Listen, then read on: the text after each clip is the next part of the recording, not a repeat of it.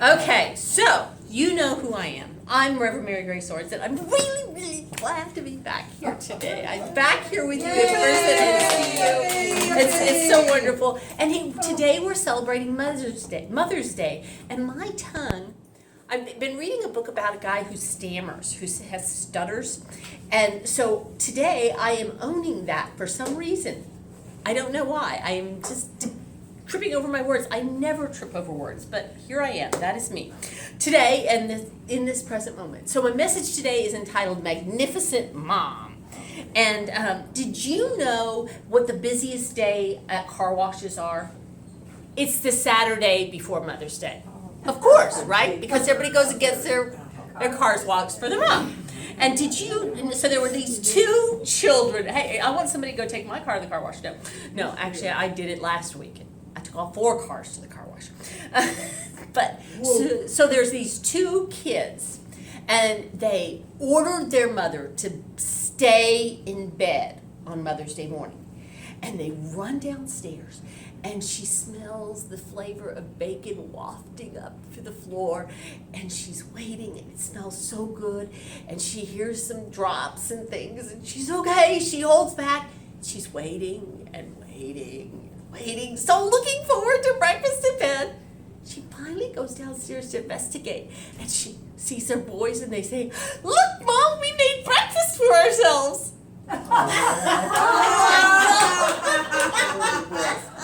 So she didn't have to do it. Right, well, so she didn't have to do it, but she didn't get it either. So, there you go.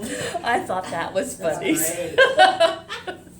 So I would never have allowed anybody to give me breakfast in bed because food does not go upstairs in my house. So that's just not going to happen. I don't do that. But I just think it's funny. And then you would get it all over. I'm too meticulously clean that I would not want crumbs in my bed. So I don't eat in bed. There you go. You learn something new. Don't come to our house. I don't eat in bed. Yeah. Anyway. So do you know the history of Mother's Day? That it was founded by a spinster named Anna J. Jarvis. And her mother passed away on May 9th, the second Sunday in May, 1906. And she was 42 years old. And she was a spinster in that day. Meant she wasn't married. She didn't have children of her own. And so the next year, she got together with her friend who was with her when her mother passed. And they commemorated her mother. And her mother had always had this dream of having a national holiday for adult children to celebrate their mothers. And so she made it her passion to make her mother's dream come true. So she started writing letter after letter after letter to anybody she could think of in Philadelphia where they lived to get it started. And 1 year later, on May 9th, 1908, Philadelphia celebrated Mother's Day. Isn't that amazing? Wow. Just by her letter writing in a town. Well, I guess it was a big city at that point. But in 1913, the U.S. House of Representatives and Senate passed it as a resolution. And she was elated that her mother's dream had come to pass. And so we all have this Mother's Day now to celebrate. But it's interesting because years later, she began boycotting Mother's Day because it had become commercialized already about everything else. And that was not what it was for. It was for you to remember your mother if she was gone or go see your mother if she was here, not to go spend money on something and make capitalism go better. And interesting, she wanted to get it rescinded. She really worked hard. It didn't happen. But she died in a sanitarium. And her medical bills were paid by people in the floral and greeting card industry.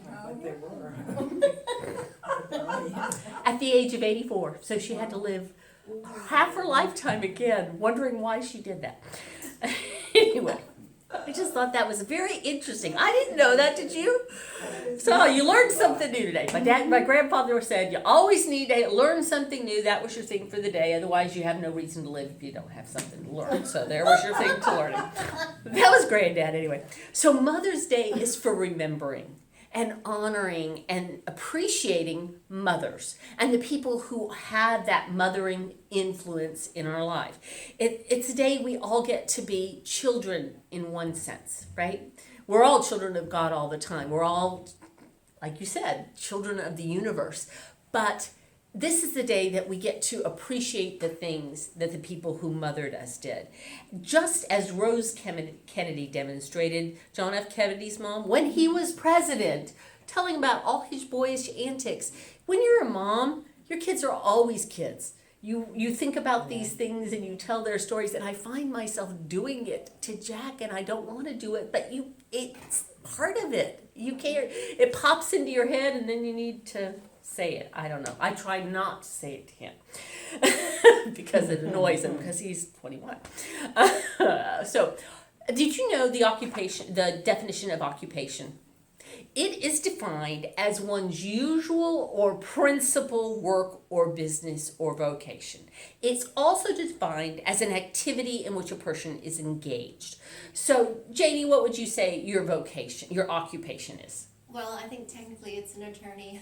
But but if it's in an activity in which you're engaged. What I'm engaged in is it's singing. it's singing, right? Yeah. So it's like my husband. My husband is a database architect, I think is his title. I don't know what he does. Yes, I mean I do know what he does, but it's gibberish. It's all numbers. It's green numbers on a black screen. I mean, seriously. But what he really is a juggler. But, so I'm going to share this little poem now. I wasn't going to say any of those things, but they just popped into my head because you were here. So this is the poem. So think of an old-fashioned 1950s mother. She irons for a little while, then presses pants for daddy. She welcomes with a cheery smile, returning lass and laddie. A hearty dinner, then she cooks by way of recreation. And yet the census man insists she has no occupation. She rises at the break of day, then through her tasks she races. She cooks the meals as best she may and scrubs the children's faces. While school books, luncheons, ribbons too all need consideration, and yet the census man insists she has no occupation. When breakfast dishes all are done, she makes a pudding maybe. She cleans the rooms up one by one with one eye watching baby. The mending pile she then attacks by way of variation, and yet the census man insists she has no occupation. I have to tell you that my husband had put that on a form recently, that I have no occupation. And it's just, I had to use this because I don't technically work outside the home, you know. I don't have a regular job. I come speak with you and I come speak elsewhere, but it's not an occupation. Although I'm not involved in all these things, I'm involved in other things, but I did all these things for a lot, and it's no occupation. But I think it's definitely an occupation, don't you? I get tired just thinking about all those daily activities. It makes me feel like my life is slower. So, a mother is a person who, seeing there are only 4 pieces of pie for 5 people, promptly assists that she doesn't care for any. Right? That's what a mom does, right? She sees her, I'll do without. Mothers sacrifice. They do that, don't they? According to the Revealing Word, in Charles Fillmore, Unity's co-founder, he wrote that. He tells us that motherhood is the nourishing element of divine mind. It's that nurturing, why am I doing it? Nourishing and nurturing element. And he says that that's what you were talking about in our song this morning, that divine mother. It's that nurturing, that nourishing part of ourselves. It's like the rain that waters the earth and that fertilizes the ground. That is what mothers supposedly do. They enrich, and what it does is it takes the sticky stuff of the universe back here and brings it from non-form into form. But without that nurturing on our part, we can't bring those divine ideas into fruition. They occur to us in our human minds, but we bring it forth by that nourishing element, and we do it by Unity principle number 4, prayer and meditation. We bring it through. We bring it through when we take that time aside. So my affirmation today is I bless the divine feminine anywhere, which is kind of like from our daily word, I bless all mothers everywhere. So let's say this 3 times together. I bless the divine feminine everywhere. I bless the divine feminine everywhere. I bless the divine feminine everywhere. I kind of got in the habit of doing these when we were on screen, so I said, I can still do that. Can you read that back? Yes, I yeah. love it. Good. I think it's great. Well, I do. I just think about my teacher days, and there's some of us who do better if we read it and we hear it, because I am not high audio. So now, I live in a house with 2 high audio people who downstairs across the house can hear a pin drop, I swear. Anyway, so that was it. Yeah, that la la la la. Oh, okay. So Abraham Lincoln. There was a story about him, but I'm not going to tell it. But it was pretty funny. All that I hope I am, or all that I am or hope to be, I owe to my angel mother. And you know, Abraham Lincoln lost his mother when he was 9 years old. So she had a profound impact on him. I'm going to briefly tell you. He's in a carriage, and the guy offers him a cigar. He goes, I don't smoke, and offers him a drink, and he doesn't drink. And he goes, and he tries to offer him something else. He says, my mother, I promised her on her deathbed that I would never drink or smoke. He goes, oh gosh, I wish I made that, promise years ago. I'd be much better off anyway. So there's I thought it was pretty funny, but I didn't. Yay, Abraham. Yeah, well, but that's why he was so, it was because his mom had a chance to impact him, and yet he honored her in going forward. And not everybody takes it that way, but not everybody had an honoring mother either. So no matter how we rate our moms, whether we see on the scale of 1 to 100, whether our mom was a 1 or 100, because there's many places in between, and there's some ways that our moms were probably good, and some ways that she could have done better. And I can say the same for my mom. She was wonderful at some things, and personally, they had an impact on who we are. We're the way we are because of our moms, aren't we? Because of what they did or didn't do. We are impacted by them. And personally, I know I'm impacted by my mom. My mom was she was a good role model and example, and she was a great caregiver and shepherd. And she modeled for me how to be a good neighbor, and how to treat others, and how to draw people into the fold and create community where there was none. She had been a military wife, so she learned how to create community, because otherwise she wasn't going to have it. And our table was always full. I had 5 siblings and my parents, so there's 8 people at the table just for dinner. But our table was always open and welcome to somebody else. Always. And especially at holidays, if someone didn't have some place to go, boy, our table we put 2 tables together, we'd have 15, 20, and I do the same thing still for holidays. People are welcome in my home. I just do that. And so she was this great role model. And what I think I'll tell you is even before she passed, when I was still coming here doing talks, she would correct me. I would say, well, wait, didn't Charles Fillmore say something, or Wayne Dyer said in his book this and such on page 27. She's 96 years old, and she was phenomenal. She was a great role model, and that's the person I miss the most. But my mom had a horrible mother. Absolutely horrible.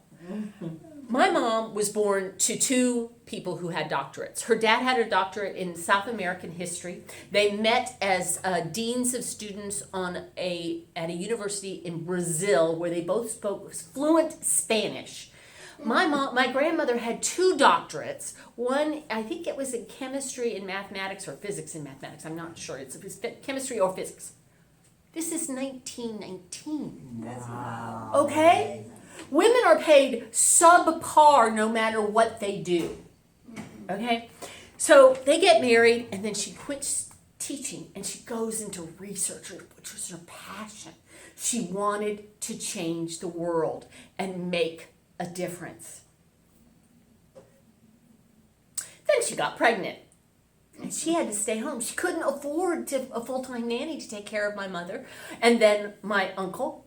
And as a result, she resented her children, understandably, for having to give up all that she had worked for. She would put my mom and my uncle down for bed for a nap right after lunch at 11:30 and make them stay in bed. And if they got up, they got the whipping of their lives. If they made a peep before she came in their room, sometimes 4 and 5 hours later. It's horrible. But I understand why she did it. It still wasn't the right thing to do. And my mother took that experience from not being wanted to be seen and not heard To you. to create a very loving, welcoming home, to be the best mother ever, to be the person that everybody in the neighborhood had a place to go and tell somebody's things because they couldn't go and do that. Yeah. So I think it's what we choose to do with our experiences of our mother. We all have that nurturing element within ourselves, and we all have the opportunity to rise above. And I never have told that story about my mom when she was alive because I didn't think it was mine to tell, but now it's mine to tell. So there's a book. Martha Smock was the editor of the Daily Word for over 30 years, beginning in the 1950s. A woman editor of one of the largest daily devotionals. And she said, some of the world's greatest mother, in the universal sense of the word, have never borne children of their own, but have devoted their lives to others. We don't have to give birth to be a good mother. We don't have to have children or adopt children or be around children to be a nurturer, to have that nurturing element in our lives be evident in the world. It gives me God bumps all up and down my arms and legs to think that. You don't have to do that. Sidney Harris, who was a American Journal, said the commonest fallacy among women is that simply having children makes one a mother. You'll love this. Which is as absurd as thinking that having a piano makes you a musician. I thought of you. I thought of you. Because you can have a piano sitting. I have a piano sitting in my house, and I can pick out a song in the hymnal and play it, but I am not a musician. I can carry a tune, but I am not a musician. That's not who I relate to. And I concur about what he says about mothers. I have some friends who probably shouldn't have had children. They could have arguably been better mothers than they were or are. And I know other people who haven't given birth to children but had the opportunity to raise children who could probably have done a better job. And I know people still who have had no children of their own to raise. And they are the most wonderful, nurturing people I know. You don't have to have that experience, and yet you can. Those of us who are mothers can nurture, and those of us who aren't. We all have that divine nurturing within us. It's all how we choose to approach motherhood, shepherdhood, bringing people into the fold. I wasn't going to say this either, but I tend to be the welcome wagon in my neighborhood, can you imagine? And I always bake something for somebody when they move in and introduce themselves and give them my phone number so they can get a hold of me. And I know all the neighbors' names, and I know when they're going on vacation because they ask me to look out. I'm the one who takes out that's me. That's Marygrace. And I learned that from my mom. But it's shepherding, and I'm not their mother by any stretch of the imagination, but it's using that nurturing, nourishing element. So there's this other woman, and I bet you've heard of her too, Dorothy Canfield Fisher. She said, a mother is not a person to lean on, but a person to make leaning unnecessary. She was a novelist, introduced Montessori concept into the United States. Oh. She was the women's and racial rights social activist. She's one of the forefront runners behind women getting the vote. She was a very powerful woman. What's her name? Dorothy Canfield Fisher. Very interesting woman. She helped change things for women today, but I wish she'd been around, 50 years earlier from my grandmother. But, and maybe my grandmother went behind the scenes after she passed and helped push things through. Maybe she did. I don't know. That would be good to think of. So even if that nurturing that we received did not come to us from our birth mother or our adoptive mother or our whoever raised us, because sometimes it's not like that, right? So we had someone somewhere nurture and love us. Someone somewhere did. They encouraged us, they created us, and they brought in us that divine feminine. So let's say our affirmation again. I bless the divine feminine everywhere. I bless the divine feminine everywhere. Yes. So Emerson said that men are what their mothers make of them. And we saw that with Abe Lincoln, and I think it's true for my brother, especially. I don't know about my son yet, because we're still an unknown quantity there. But my brother is the one who makes most of the meals in his home. And now his son, Rory, who's 25, he's doing this. He helps. But my sister-in-law is not a big cook. And so my brother learned from my mom. And so he does all the cooking. But he is a nurturer and a caregiver. He does the same thing in his neighborhood. They have happy hour on Fridays out in his driveway. Everybody down the street. You know, I mean, he's the gatherer. And I guess we kind of got that from Mom together. But you don't have to be a woman to have this nurturing element, is all I mean. We get who we are from our parents, and it's what we choose to do with that, to take that nourishing element, to bring it forth. We can take the sticky stuff of the universe and use unity principle number 3, the law of mind action, where thoughts held in mind create after their kind. We can hold negative thoughts about our upbringing and the way we were raised and bring them through and create more negative experiences for ourselves. Or we can take them and say, okay, I understand what happened and I'm going to choose differently. I'm going to take this sticky stuff of the universe and create a more positive experience and world for myself. We get to choose. Always comes down to that. And it's hard. It's not easy, but we get to do that. That's what unity principles tell us. So Carl Jung, you know him, the psychiatrist, Carl Gustav Jung. Yes. He said the creative process has a feminine quality and the creative work arises from unconscious depths. We might say from the realm of mothers. Not really from the realm of mothers, really, but that nurturing element. It's that creative process is the nurturing element. That you can create a song, Thomas, that's so beautiful that I still speak about and brings tears to my eyes and can't remember the words. I think that's awesome that you are so not stuck. I mean, I get stuck, obviously, in the past. That I'm very jealous of you that you could let it go. I'm tripping over my tongue today. Have you ever heard my trip over my tongue like this? Oh, well. No, I don't think so. Yeah, I don't think so. So we are here this morning to a testimony of that divine mother, that nurturing, that sustenance that connects us all. It's how we learn to love, right? We had a teacher, a neighbor, a parent, a relative, a scout leader, a church leader, the garbage can man. There's someone somewhere. You're maybe the first supervisor on your job. Someone somewhere nurtured and loved you, saw in you potential, and brought you up. Raised your ability about yourself, saw something in you that you could do and said, that sparked something within you, that creative process, that nurturing element.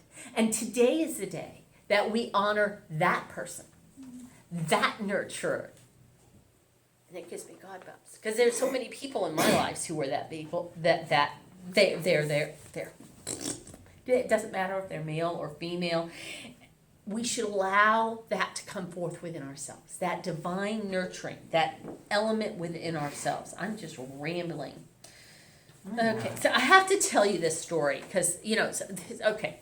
Every mother who has ever conceived a child has conceived miraculous. We know that, right? If you've ever held a newborn baby or been around one or seen one, you can't help but believe in God. How'd that happen? You know, it's just, it's amazing. I've seen so many newborn babies, and every time I got to do a christening recently, and I'm going, oh my God, this is a baby. It's so amazing. Where did it come from? You know, I know where it came from, but you know what I mean? It's just miraculous that God's love and power is there. So there's this story of two warring tribes in the Andes Mountains, and it's by Jim Stovall. And there's a lowland tribe and the mountainous tribe, and they are always arguing with each other. And so the mountain people come down and they pillage and plunder the lower land people, and they go up, and in part of this process they kidnap a baby. And they go up to the mountains. Now, the lowland people don't know the paths to the mountains. They don't know how to climb the mountains. They stay away from the mountains. They don't know how to get up there. And so they don't even know how to do it. And so they put a tribe together of 7 or 8 of their best fighters to go climb this mountain and bring this baby home, right? And so they're going up there, and it's like it takes them 3 or 4 days, and they're up there, and they only get up like 200 feet. They don't know the equipment to use. They don't know how to do it. They're just like trying to figure this out using their rational brain. And as they're ready to give it up as a hopeless, helpless cause, they see coming down the hill the mother of the baby coming down the mountain that they couldn't have figured out how to climb. And she's coming down, and then they notice she has the baby strapped on her back. And they go, how did you do that? We couldn't do that. Because it's not your baby. When it's yours, when it's your passion, when it's your creative energy bringing from non-form into form, you make it happen. It's your baby. What is your baby? What is it that you are here to nurture, to love, to bring into new creation with power, happiness, and joy? We all have something.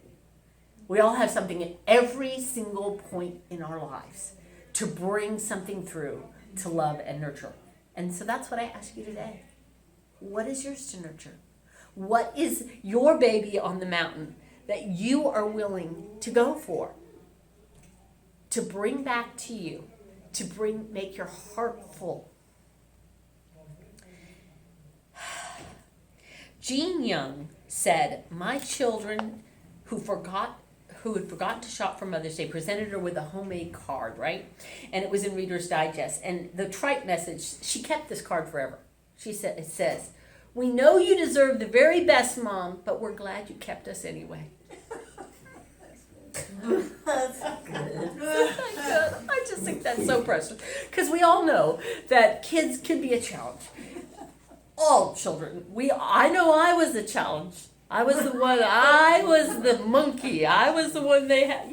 I've told you that. My siblings used to have to watch out for me. And they would say, Mom, do I have to take MG? Please get help. My sister's an introvert and very quiet, and very going to do whatever she's told. Not Marygrace. They did not want to keep track of me. But, she had 6 kids, and my dad was in Vietnam, so you do what you do, right? So there's a family circus. You remember that comic strip with the family? Yeah. And Billy says to his mother arriving home from school, Mom, there was a substitute teacher, and there was a substitute bus driver, and the substitute lunch lady who doesn't know I like chocolate milk. I'm sure glad there's not a substitute you. Oh, that's cool. So I just thought I'd bring it up at the end there. So let's bless the Divine Mother everywhere again. And think about that nurturing element before you do. What is that nurturing, nourishing part of yourself that you're bringing into form as you think of this? Okay? Let's say it again. I bless the Divine Feminine everywhere. Now let's say it really loud so everybody in the whole hotel can hear. I bless the Divine Feminine everywhere! And now say it in your soft, quiet, inside library voice and take it to heart. I bless the Divine Feminine everywhere. And now let's change it to I bless the Divine Feminine within. I bless the Divine Feminine within. Reverend Paul is going to be at me. They're not going to let us come back here because I'm so loud. All right, so let's before we close, we're going to have her. I'm where are we here? We have many more musics and affirmations. So we did that was the time of uplifting where it says affirmations. See, I know where I am on my thing. So we're going to have spiritual music, but before we do this, let us pray out here for those of you online. Sweet divine feminine, Mother, Father, God, infinite Spirit, blessing of all, inspire us as we feel our oneness, our connectedness with everything. Allow us to channel forth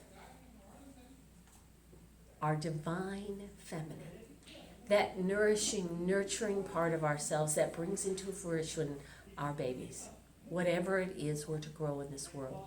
We do so with open, loving hearts. We are open and receptive to that which is ours to do, and we do it with joy, love, and gratitude. Amen. Amen. And I'm going to turn off the video, but for those of you at line, you know how to give. You can send a check to the P.O. Box at the unitychurchofsanmarcos.org, or I think you can play online now.